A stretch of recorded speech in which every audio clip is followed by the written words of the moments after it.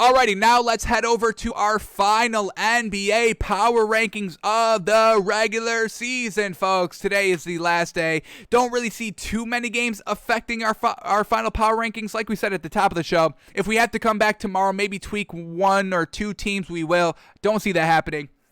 So, here we go. Our final power rankings. Regular season's ending. Play-in tournament starts on Tuesday. Tomorrow on Monday, we will go kind of step through step through the playoff series, through the play-in tournaments to crown our winner of the NBA Finals before the playoffs officially start. So that's what we're doing tomorrow on the show. But we have to get our power rankings done before the end of before all that stuff goes on. So here we go. I'm gonna just eliminate all this. Our power rankings through the regular season, we kind of take it week by week. What have you been doing that week? So our final power rankings are really gonna include everything that has happened this season, focusing, weighing heavily more what has really happened ever since the All-Star break, ever since the trade deadline, and really kind of the last 2-3 weeks of the season. We'll weigh that a little bit heavier than what has kind of happened week 1, week 2 in this league. So let's have a blank canvas here. Let's get all these. We're not even going to have a number 11 seed anymore. That was just kind of for the playing tournaments, but all those kind of outside teams looking in all floundered. There's really been no change of team in the top 10 in a long while, so unfortunate for all those teams. The Bulls, the Kings all having real good chances. The Pelicans not able to take advantage. Alrighty, so let's clear out our power rankings here. Then we'll go through 10 through 1. And crown who we think, just based on the regular season alone, is the best teams in the league. So here we go, starting off at number 10. The number 10 team, we're going to give it up to the Blazers. Alrighty. Damian Lillard has kind of been, when he was just by himself with no CJ McCollum or Nurkic, he was truly getting it done. They were like the 4th seed at one point with just Damian Lillard, and was looking absolutely fantastic. Then CJ McCollum and Nurkic came back, and they hit a little bit of a rough patch trying to get it all figured out. But now at the end of the season, they're 9-1 in their last 10. What do they got? 8-2 in their last 10. 6th seed overall, trying to really maintain that official playoff status and not fall down to the play-in tournament tonight. So, got to give up for the Blazers here. CJ McCollum, Damian Lillard, Nurkic all getting it done. The worst thing about this team is the bench. It's absolutely horrendous. They only really are playing 3 players off their bench now. Enes Kanter, Carmelo Anthony, and Anthony Simons. And Enes Kanter is the best out of those 3. Carmelo Anthony's been really shaky, and Anthony Simons has really done nothing great this entire year. So, this Blazers bench, if they want to go far in the playoffs, they need their bench to get it done. There's only so much that Damian Lillard can kind of carry this team to. This Blazers team this year is kind of like the Blazers team of these last 3 years, of where they're all solid teams, they're all really solid, but they don't have far playoff runs. They're never really kind of true championship contenders. So is this the Blazers season? Probably not. I hope so. I mean, Dame Lillard is the clutchest player in the NBA right now. I would really love for him to have a really deep playoff run where he's been getting it done and he's reliable and the team is just working great together. But once again, this Blazers bench will be the death of them. But we'll put them at number 10. Alrighty, number 9, we're going to go the Knicks, and got to give this team so much love, man. They've been really just consistent ever since 2 weeks before the All-Star break. That's really when they caught their stride, and they never looked back for the rest of the season, folks. Climbing all the way to the 4th seed right now, currently last day in the regular season. 40 wins, 6-4 in their last 10. Top 4 of the Eastern Conference, and the Eastern Conference is worse than the Western Conference in totality. But what this Knicks team has been doing with really no superstar, I mean, they got Julius Randle, RJ Barrett. Okay, I mean, it's nothing great on that team. They don't have a Damian Lillard. They don't have a Kyrie Irving, a LeBron James, an Anthony Davis, a Joel Embiid, a Jimmy Butler, a Trae Young. They don't have any of that, but they are still getting it done defensively. We'll see if they can keep it up. What this Knicks team is going to really struggle in the playoffs is their offensive scoring. Can they get it done? We know they've got great defense. Tom Thibodeau-led defense. They're the number one defense in the NBA for points allowed per game, so fantastic to that. But they don't have that superstar to go get it done. They are very reliant on their bench. They need their bench to get it done every single game if they want to have a chance to win that game. Derrick Rose has been showing out, and, we've got no problems with that, but he is going to have to keep up that 20 games of point scoring if they want to make it far. Off the bench, Taj Gibson, he's a good big, but at 6'9", is he going to be able to compete with Joel Embiid and Giannis down low in this playoff series? It's going to be tough, and Nerlens Noel, I like the guy, but as far as bigs go in the Eastern Conference, he's not even, up there, one of the best out there. So the Knicks defense all around is very good, but how deep, how far is it going to be able to carry them? Because we know the offense is truly kind of lackluster in totality compared to all these other teams. They don't have, endless scorers. They got two good scorers, Julius Randle and RJ Barrett, but besides that, can we really rely on anybody else on this Knicks team? It's going to be tough, but I'm going to respect the hell out of this Knicks team. We're putting them in the top 10. We're not even going to put them at 10. We elevate them up to 9. Love what they've been doing. Let's see what they can do in this playoffs. But the way they turned around this season, got to give it up for them. So, Knicks at 9. Alrighty, number 8. Little low here, but we are going to put the Lakers. Obviously, LeBron James has missed a huge part of this back half of the season, in which, they're our number 8. They haven't been in our power rankings in totality for the last... And we do this every week, every Friday we do this. And we have not had the Lakers on in probably 2 months. Ever since LeBron James went down, I honestly think we have not had them in the top 10. But we know what they can do with LeBron James, Anthony Davis, and Andre Drummond now. They got the beef down low. That's going to be the best thing about this Lakers team. But these role players, these outside scorers, we know Dennis Schroeder's good, but once again, he was kind of injured for, a lot of this back half of the season out with the COVID-19. So that's why the Lakers have not been in our power rankings, but we are going to elevate them to number 8 here. It's LeBron James, folks. Come on. It's LeBron. You can never go against the man. You can never bet against the man. You can never not root for the man. He will always kind of bite you in the butt. He will always go get it done. So going to trust the Lakers here, defending champions, AD, LeBron James, Andre Drummond, all getting it done, and then Dennis Schroeder at the 1, and then whoever's at the 2, just have a decent game, but we need the bench to step it up. We need Kyle Kuzma.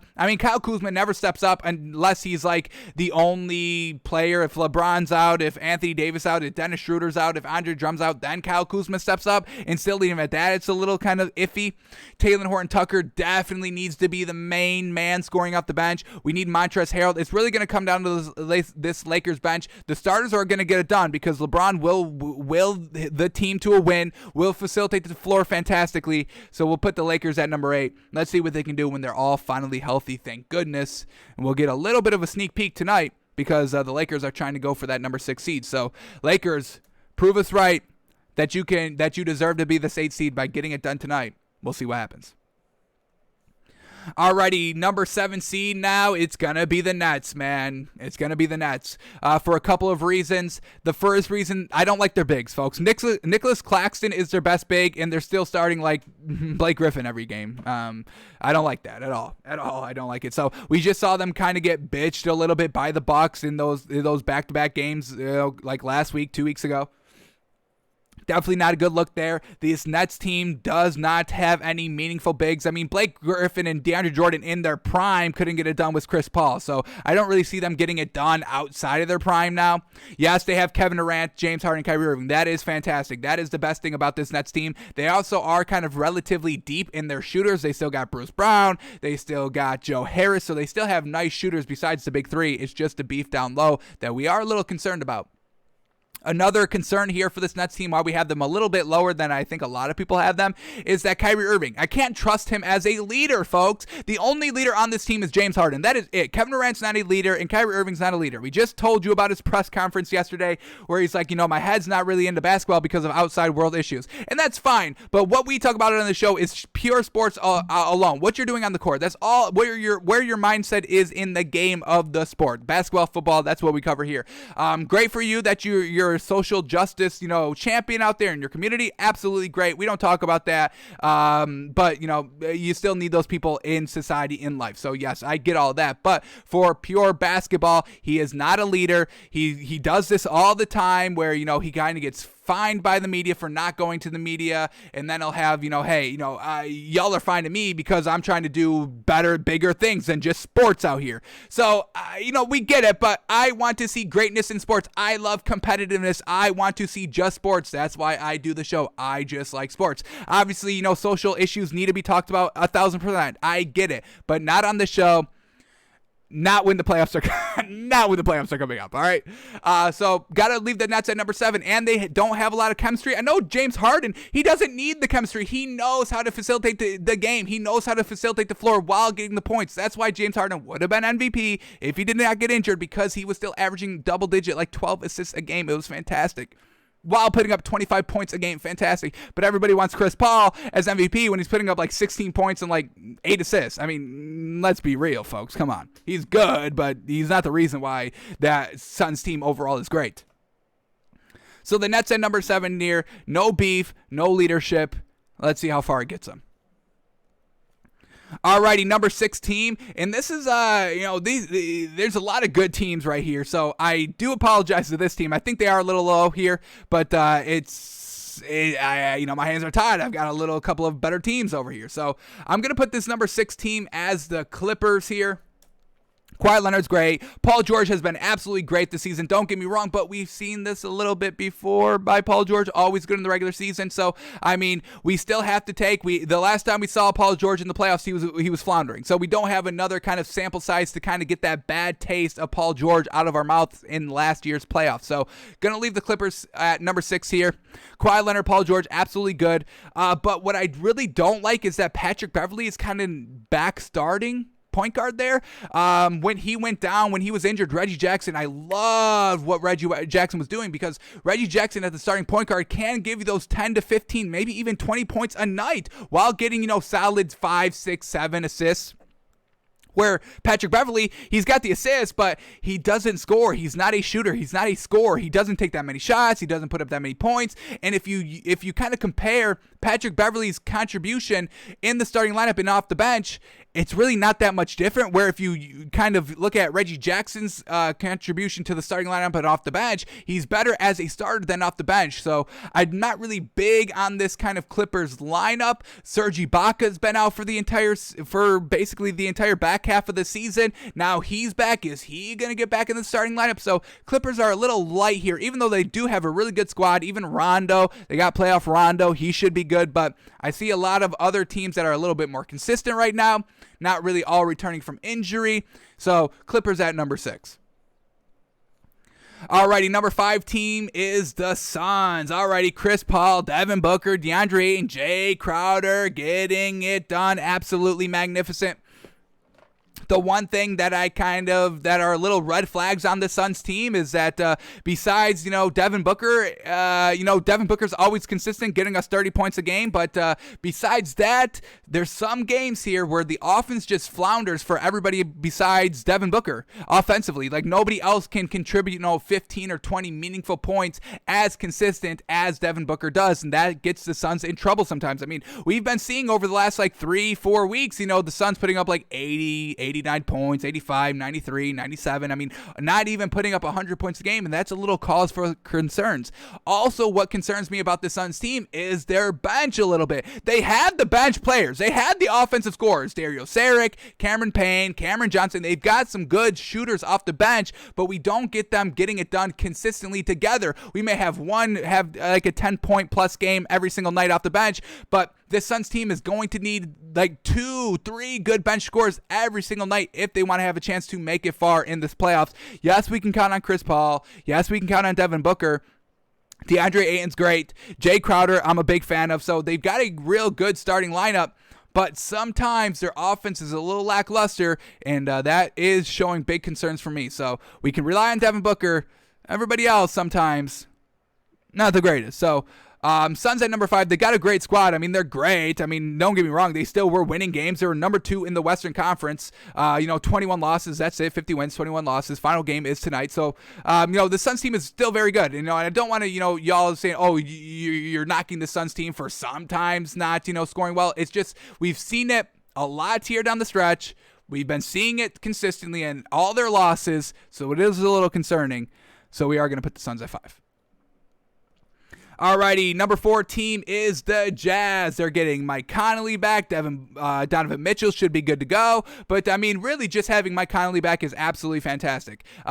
This Jazz team is really just centered around, the pick and roll between Donovan Mitchell and Rudy Gobert. When Donovan Mitchell went out, the offense, was kind of like, what's our identity? Now Mike Conley's back. He can kind of fully facilitate the floor. I believe in Mike Conley. The pick and roll between him and Rudy Gobert is good. He's able to put up the points himself. That leaves, Bogdanovich able to do whatever the hell he wants, just kind of being that other great scorer out there. He's not the kind of main focal point, and, Bogdanovich just getting it absolutely done. Bojan Bogdanovich getting it absolutely done for this Jazz team. They got Jordan Clarkson off the bench, who's probably going to win 6 Man of the Year just because he's putting up so many points a game. He is taking a lot of shots, but he is scoring the ball, 19 points a game. That's great off the bench. So they got the great bench contributor. They'll have Mike Conley coming off the bench if Donovan Mitchell's there. So, once again, another good shooter off the bench. Maybe Joe Ingles comes off the bench if Mike Conley and Donovan Mitchell want to stay in the starting lineup together. But they are going to be decently deep. They've got the shooters. They got the big down low. Rudy Gobert, still a little trouble defending the perimeter a little bit. But overall, a great big out there. So, Jazz, they've got the pieces. Donovan Mitchell hopefully gets back quickly. Hopefully he's back game 1 for the first round of the playoffs. And I am expecting that. So, that's why we do have the Jazz at number 4. All right, number 3 team now. I got to give it up to the Denver mother-loving Nuggets, folks. Absolutely super impressive on what they've been doing, folks. So, just, before Jamal Murray went down, they were still, a solid team. Michael Porter Jr., Jokic, and Jamal Murray were all getting it done consistently for this team. Then the trade deadline comes. They get Aaron Gordon, a solid pickup, good defender, solid number 4 on this roster. Doesn't put up the points, doesn't take a lot of shots, just solid defense, and he can also kind of, make the pass. He can get the rebound. So a solid number 4 on this team. Then Jamal Murray goes down, and we thought it might be lights out for this Nuggets team, but they just continue to win, folks. It was absolutely fantastic. Jamal Murray, when did this man go down? He went down around right here, I believe, about April 1st. I think that may have been his last game. Maybe he played in this Detroit game, but let's just take it from April 7th on. They lost 1, 2, 3, 4, 5, 6 games without Jamal Murray since April 7th. Is that what we said? April 7th, April 6th, somewhere around there he goes down, but he's just winning out. They were still winning the last kind of month and a half, 2 months here. So very well done to this Nuggets team, still winning. Facundo Campazzo stepping right into that starting point guard role and getting it done. Monte Morris was their backup point guard, and he was injured. So Facundo Campazzo steps up absolutely huge, and they were still winning games, and that's the biggest factor. And another note here for why the Nuggets are the 3rd best team. Michael Mother-loving Porter Mother-loving Jr., folks. Michael Porter Jr.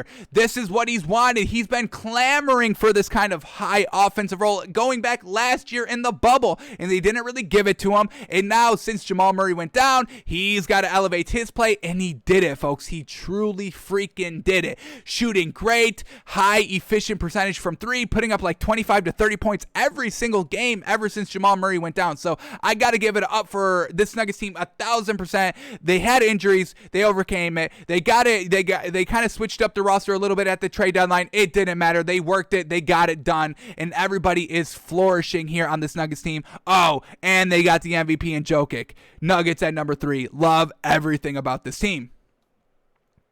Alrighty, number 2, we're going to go the 76ers. I love their starting roster, folks. Joel Embiid, fantastic big. Tobias Harris, one of the most consistent non-superstars in this league, folks.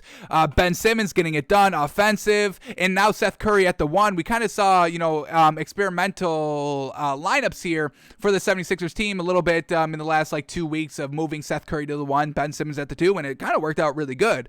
So Seth Curry getting it done. He can hit the 3. He can facilitate the floor. Ben Simmons, the mid-range. range is good. The driving to the game is good. Facilitating the floor, making the pass, getting the rebounds. That's what he does, just playing good defense. And then Danny Green, they still got him. Not solid. He's a good defender. He's solid from the three. Never, any big point games. 11 to 15 points a game he averages. But then, off the bench, Shake Milton, Thibault, Dwight Howard. How great has been Dwight Howard this season? I think he gets a little slept on at 6th man of the year, honestly. But the 76ers team at number 2, I think they have one of the best starting lineups, honestly. I don't know if there's another starting lineup that's better than the 76ers team. They've got the shooters in Tobias Harris. They got the great down low of Joel Embiid. And then they got, 2 good 3-point shooters in Seth Curry and Danny Green that can freaking turn it on. When they're on, you got to watch out for them. And they're basically going to win the game if at least one of those 2 players are on. So love this 76ers team. Going to give them that number 2. And then the number 1 team in the NBA, I got to give it up for this Bucks team, man. Oh, my God. What they've been doing over this last, month of games is just phenomenal, folks. Look at the amount of points this Bucks team has been scoring these last couple of games. 122, 142, 114, 125, 141, 135, 124, 117, 109, 136, 114, 104, 132, 124, 127, 115, 120, 130, 125, 119, 101, 121, 129, 127, 127, 105, 96. So the 96 was at March 27th, folks. That was their last 900-point game, so they're getting it done, scoring the ball in every facet of the game. Threes, mid-range game, and down low of mother-loving Giannis, baby. Giannis putting up 40 points a game during that Brooklyn Nets series. Oh, my goodness. That really sealed the deal for us, for this Bucks team. But just Giannis really truly taking control, finally recognizing, hey, I'm the number 1 on this team. I'm the freaking superstar. I'm the all-star on this team. It is up to me, if the team is not getting it done scoring wise, to me to go bury my head, lower my shoulder, drive to the bucket, and lay it up for the easy 2 points. Also, Chris Middleton's hitting the 3, Drew Holiday's hitting the 3, Brooke Lopez is hitting the 3, and then Dante DiVincenzo, solid 3 there. So they've got the nice shooters. The outside shooters are getting it done. Giannis inside is getting it done. They're putting up the points, and truly, I think this is the Bucks' years, folks. This is the Bucks' year, in my opinion, to win the title. Last year, a lot of people were buying the Bucks. We did not buy the Bucks last year, folks. You can go back. They're archived. All of our shows, all of our segments are archived on YouTube. We loved the Heat last season. We called the Heat upset, folks. We called the Heat upset over the Bucks last year. We had no problem. We called it 4-2 Heat in that series. So this Bucks team, it's not like, we're buying the Bucks every single year. No. This is it. This is the year. We're big on the Bucks. They're scoring the basketball, and if they're putting up 142 points, folks, it's going to be tough, especially even for a Nets team that has great outside shooting, because Giannis can go down low. There's nobody to stop the beef down low of that Nets team, of a lot of these teams. Not able to really stop the beef. And if a team does stop the Bucks beef, they've got the outside shooting to back it up. So Bucks at the number 1 seed. Absolutely in love with this Bucks team this year. I think they could win it all, honestly. So that's our official last power rankings of the year, folks. Culmination of everything that has happened this season. This is where we see the top 10 teams going into the playoffs starting tomorrow. The regular season ends today. Play-in tournament starts Tuesday, and then the playoffs start next week. But Blazers at 10, Knicks at 9, Lakers at 8, Nets at 7, Clippers at 6, Suns at 4, Jazz at... I messed up a number there, so let's go back. Let's just do it again. Here we go. Blazers at 10, Knicks at 9, Lakers at 8, Nets at 7, Clippers at 6, Suns at 5, Jazz at 4, Nuggets at 3, 76ers at 2, and the Bucks, the best team in the NBA, folks.